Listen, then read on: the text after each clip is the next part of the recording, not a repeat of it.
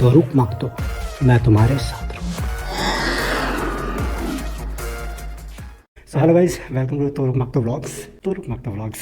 एक क्वेश्चन था कि भैया जब आप राइड करते हो तो आपके पास जो इतने सारे बैग होते हैं, आप देख सकते हो, पैनियर है, टॉप बॉक्स है, तो ये सब जब होते हैं तो बेसिकली उनमें क्या क्या आता है, आप क्या क्या चीज़ें राइड पे लेके जाते हो और क्या क्या लेके जाना चाहिए लॉन्ग राइड्स पे या फिर किसी भी राइड पे।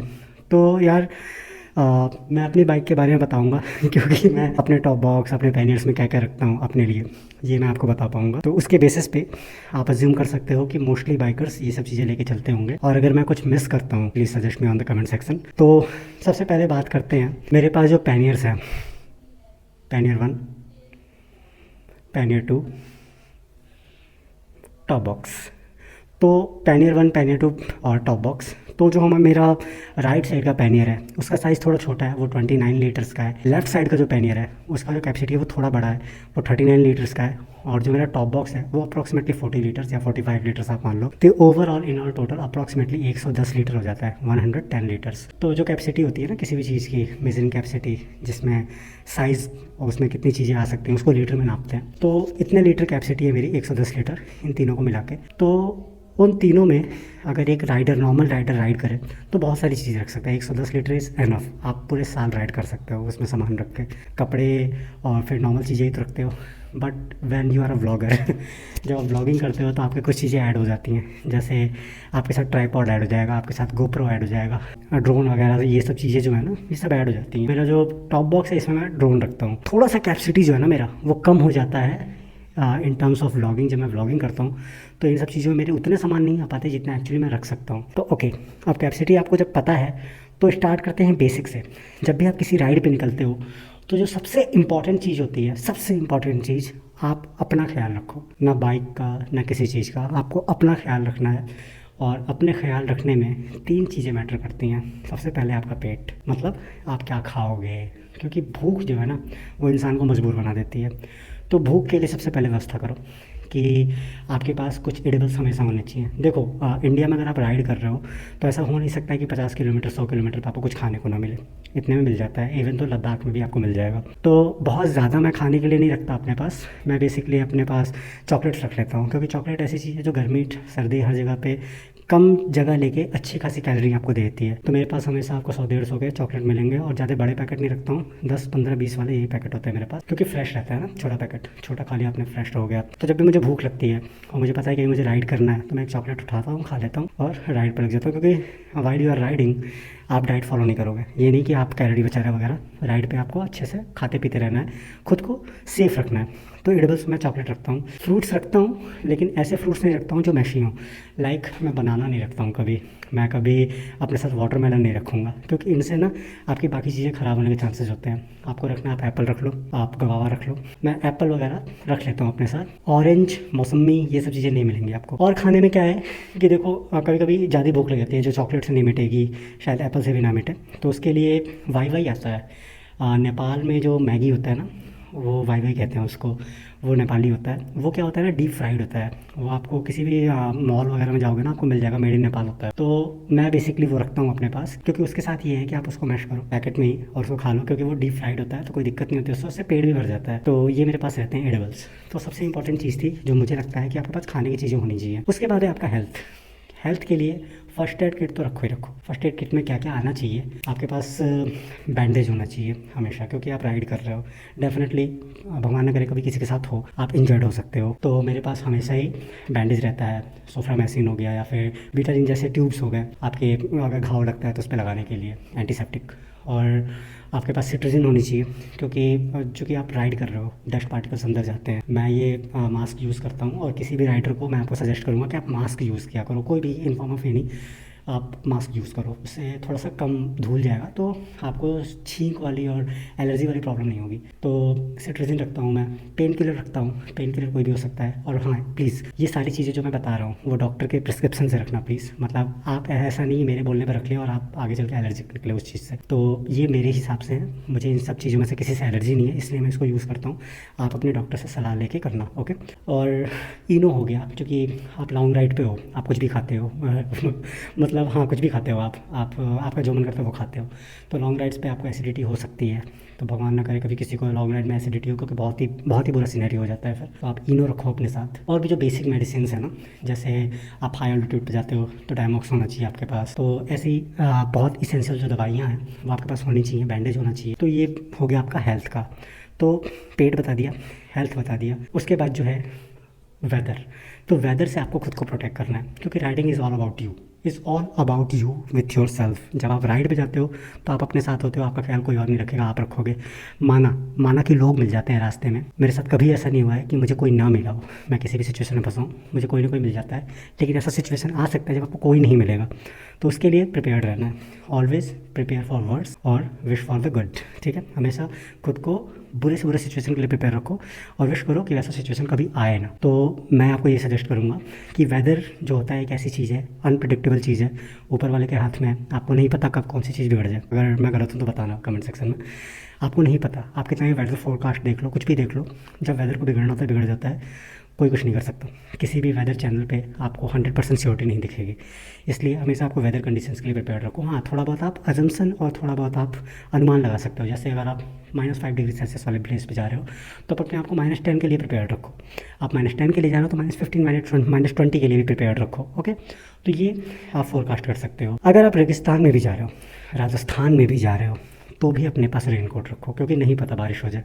और बारिश एक ऐसी चीज़ है जिसमें आप 1 घंटे गाड़ी चलाते हो, बहुत मज़ा आता है, लेकिन आपको दिन भर गाड़ी चलानी है ना, तो वो बारिश आपके लिए इतना नुकसानदायक सिद्ध होगा, मतलब मैं बोल नहीं सकता कुछ आपको। आप अपने आप को वेदर से प्रोटेक्ट रखो, और वेदर से प्रोटेक्ट रखने का बहुत सिंपल सा तरीका है। अपने पास रेन लाइनर रखो, मतलब अपने पास आपको रेन कोट रखना है हमेशा। आपको जैकेट्स रखने हैं अगर आप ठंडे एरिया में जा रहे हो। आपको अपने पास हैंकी रखना है। बहुत ही बेसिक सी चीज़ है, बहुत बेसिक सी चीज़ है। मैं राइडिंग बूट्स नहीं पहनता। जो बूट्स होते हैं ना रेन्स में सबसे ज़्यादा गीले होते हैं और सबसे ज़्यादा परेशान करते हैं। अगर आपके पैर कंफर्टेबल नहीं है ना यार, तो आपका पूरा राइड ख़राब हो जाएगा। तो जो बूट्स होते हैं उनको वाटर प्रूफ करना सबसे ज़्यादा ज़रूरी होता है। तो बूट्स वाटर प्रूफ कैसे हों भाई? आप कितने भी 100% वाटर प्रूफ बूट्स ले आओ ना, बूट्स वाटर प्रूफ नहीं हो पाते हैं, क्योंकि वेंटिलेशन भी ज़रूरी होता है। और जब एक हद तक पानी पहुंच जाता है ना, तो पानी बूट्स में जाएगा ही जाएगा, उसका कोई इलाज नहीं है। लेकिन हाँ, आप 95-97% तक अचीव कर सकते हो। पर्सनली मुझे राइडिंग बूट्स नहीं पसंद है। मैं नॉर्मल वुडलैंड का जूता यूज़ करता हूँ और उसके ऊपर रेन कवर लगा देता हूँ। Let me show you. ये है मेरा शू रेन लाइनर, क्योंकि मैं इसको शूज़ पे अपने लगा देता हूँ और ये शूज़ को वाटर प्रूफ बना देता है। तो इससे क्या है ना कि जब बारिश नहीं हो रही है और गर्मी हो रही है बहुत ज़्यादा, मैं इनको हटा देता हूँ ना, तो मेरा जो जूता है वो वेंटिलेटेड हो जाता है, मतलब मेरे पैरों में मुझे गर्मी नहीं होती फिर। और जब बारिश हुई तो लगा दिया। तो ये मेरे पीछे वाले जो टॉप बॉक्स है ना, उसमें रहता है ये हमेशा एवर रेडी, क्योंकि टॉप बॉक्स में वो चीज़ें रखता हूँ जो मैं लगातार क्विकली एक्सेस कर पाऊँ। पैनियर्स में मेरे कपड़े वगैरह रहते हैं, बट जो मेरा टॉप बॉक्स है उसमें क्विकली एक्सेसिबल चीज़ें रहती हैं। जैसे मेरा ड्रोन रहता है, क्योंकि ड्रोन जो है ना मुझे कभी भी निकालना होता है, कंटिन्यूस निकालता रहता हूँ मैं, तो ड्रोन मेरा टॉप बॉक्स में ही रहता है। और शू कवर हो गया। आप वाटर प्रूफ ग्लव्स की बात कर लो, तो ग्लव्स भी मेरे पास 2 रहते हैं। एक वाटर प्रूफ ग्लव्स रहते हैं, एक नॉर्मल एयर वेंटिलेटेड ग्लव्स रहते हैं। तो ये भी मेरे टॉप बॉक्स में ही रहते हैं। रेन लाइनर है तो ये मेरे हमेशा टॉप बॉक्स में ही रहता है।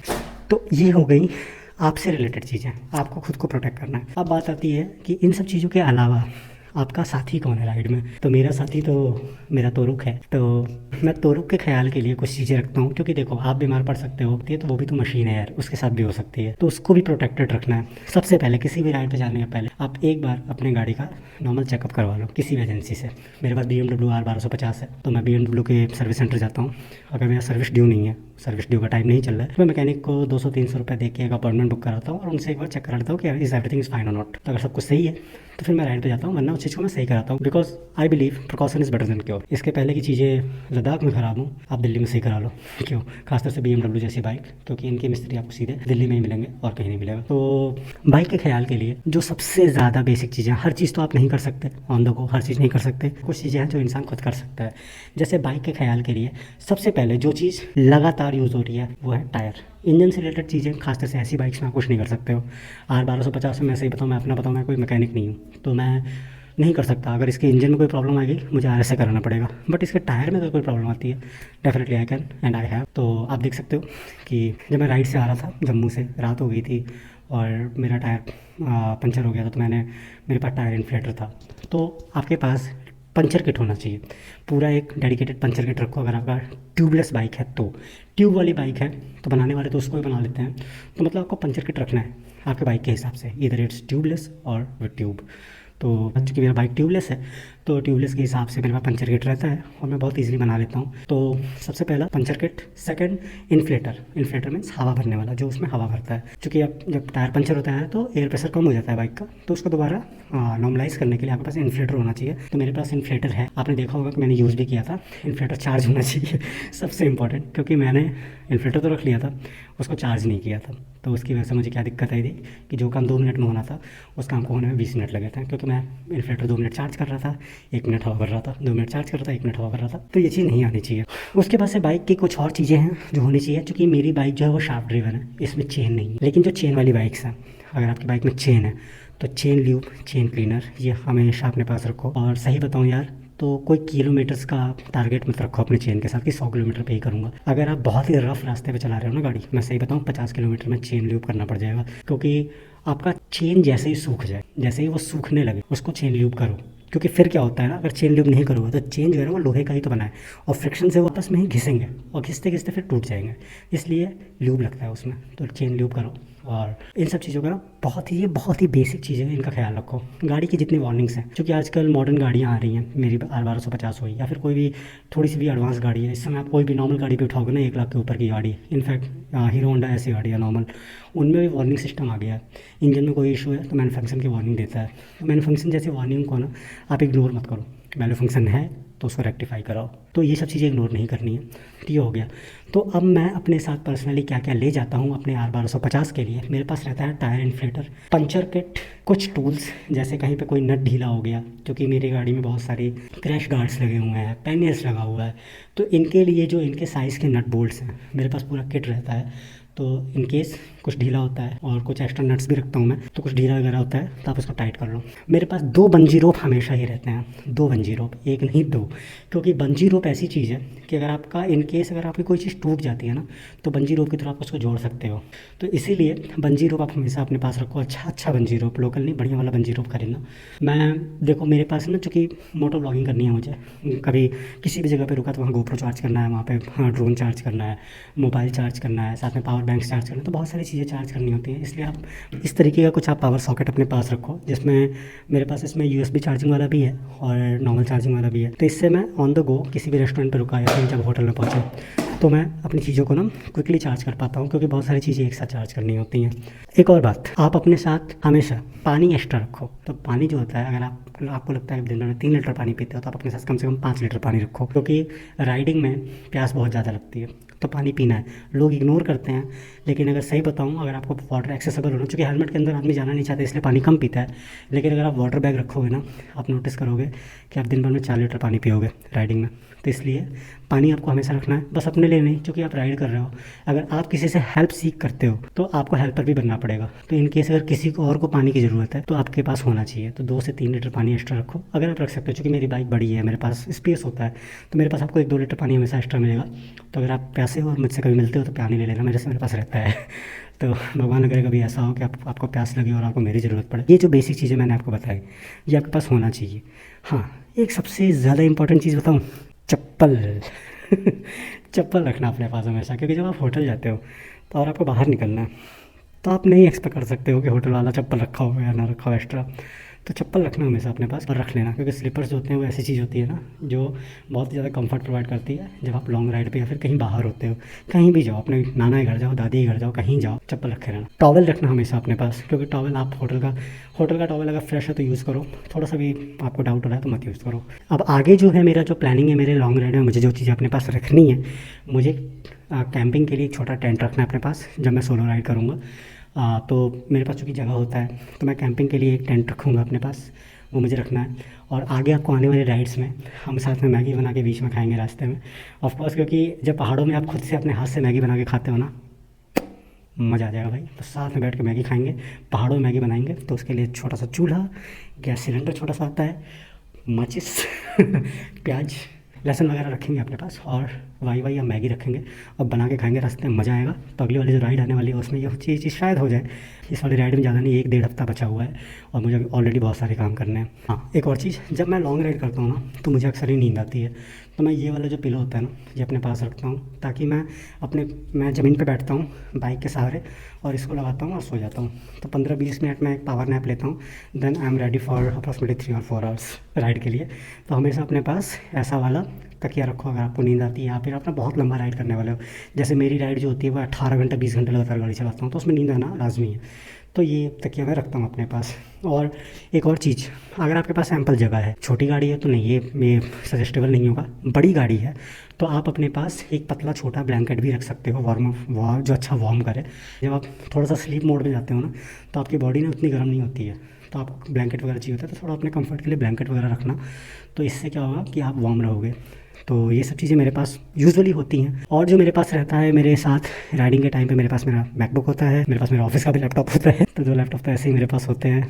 मोबाइल मेरे पास 2 होते हैं ऑफकोर्स, एक नेविगेशन के लिए, एक यूज़ के लिए। ईयरफोन्स होते हैं मेरे पास, बहुत सारे चार्जिंग कॉर्ड्स होते हैं, चार्जर्स होते हैं। तो ये सब चीज़ें मतलब बहुत बेसिक हैं और ये सब चीज़ें मेरे साथ राइडिंग के टाइम पे होती हैं। और जो मेरा बॉक्स दिखता है ना पैनियर, इनमें यही सब चीज़ें होती हैं। आप जैसा ही हूँ यार, कोई बच्चा अगर देख रहा है और उसको चॉकलेट खाना हो, जब भी मैं राइड कर रहा हूँ मेरे पास आ जाना, चॉकलेट मिल जाएंगे तुम्हें। हाँ, और मेरा जो भी पॉकेट होता है ना, मैं जब राइड करता हूँ, क्योंकि मैं कार्गो पहन के राइड करता हूँ, तो आपको मेरे पॉकेट्स में कचड़ा मिलेगा, भर भर के कचड़ा मिलेगा। जितना पैकेट होता है चॉकलेट का, बाकी कोई भी पैकेट अगर मेरा निकलता है, कुछ मैंने लगाया है, तो मैं उसको रैप करता हूँ, अपने पैकेट में रखता हूँ इस वाली जेब में, और जब मुझे डस्टबिन को मिलता है तो फेंक देता हूँ। तो ये आप लोगों को एक सीख भी है, सजेशन भी है और रिक्वेस्ट भी है। प्लीज़ प्लीज़ प्लीज़ किसी भी खूबसूरत जगह, किसी भी जगह जाओ, मत फेंको यार कूड़ा कचरा इधर उधर। एक एक्स्ट्रा पॉकेट रखो, उसमें चीज़ों को रखो, बाद में जब डस्टबिन में फेंक दो। How cool is that? Of course it is cool. मैं चिप्स वगैरह के पैकेट नहीं रखता अपने साथ राइडिंग पे, क्योंकि चिप्स जो होता है वो बहुत जगह लेता है। इतना सा चिप्स रहता है, इतना जगह लेता है, तो भाई आपको जगह बचानी है राइडिंग के टाइम पे। चिप्स नहीं रखता हूँ मैं, इसीलिए मैं वाई रखता हूँ, क्योंकि वो ज़्यादा सामान होता है, जगह कम लेता है। अब मेरी बाइक में ना USB चार्जिंग केसेस हैं। मेरे बाइक में से 4 प्लेसेस हैं जहाँ से आप USB केबल लगा सकते हो, 1 2 नहीं 4। तो मुझे ना अलग से अपने ज़्यादा पावर बैंक लेने की ज़रूरत नहीं पड़ती। एक इमरजेंसी पावर बैंक रखता हूँ। मेरा इन्फ्लेटर खुद में भी एक पावर बैंक है, जो मेरा इन्फ्लेटर है वो एज अ पावर बैंक भी काम करता है। और तो मेरा जो इन्फ्लेटर है वो as a charge power bank काम कर देता है। और मेरे पास एक एक्स्ट्रा पावर बैंक भी हमेशा रहता है अपने पास, so in case of any emergency. वरना मेरा जो बाइक है वो सेल्फ सफिशिएंट है मेरे on the go mobile charge करने को, गोप्रो चार्ज करने को वगैरह वगैरह। हाँ, और मेरा ड्रोन नहीं चार्ज कर पाएगा, क्योंकि ड्रोन जो मेरा वो 65 वाट का चार्जिंग लेता है, तो उतना वो पावर नहीं देता है मेरा बाइक।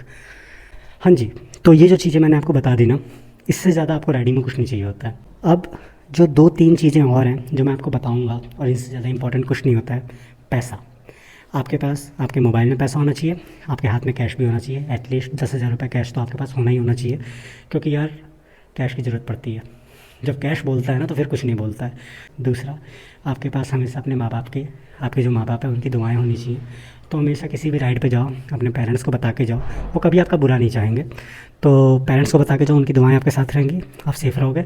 और एक और चीज़ जो होनी चाहिए, खुद निकल जाओ, किसी का वेट मत करो। लेकिन अगर वेट करने लायक लोग हैं जो आपके साथ जाते हैं, उनके साथ जाओ, माता पिता की दुआएं लेके जाओ, कैश लेके जाओ, और ये जो सामान मैंने बताया, बस भाई एवरीथिंग इज विथ यू। तो अगर आपने वीडियो को अभी तक लाइक नहीं किया है तो लाइक कर दो, चैनल सब्सक्राइब नहीं किया तो कर दो, क्योंकि धमाकेदार वीडियोस आने वाले हैं, ये आपको ही पता है।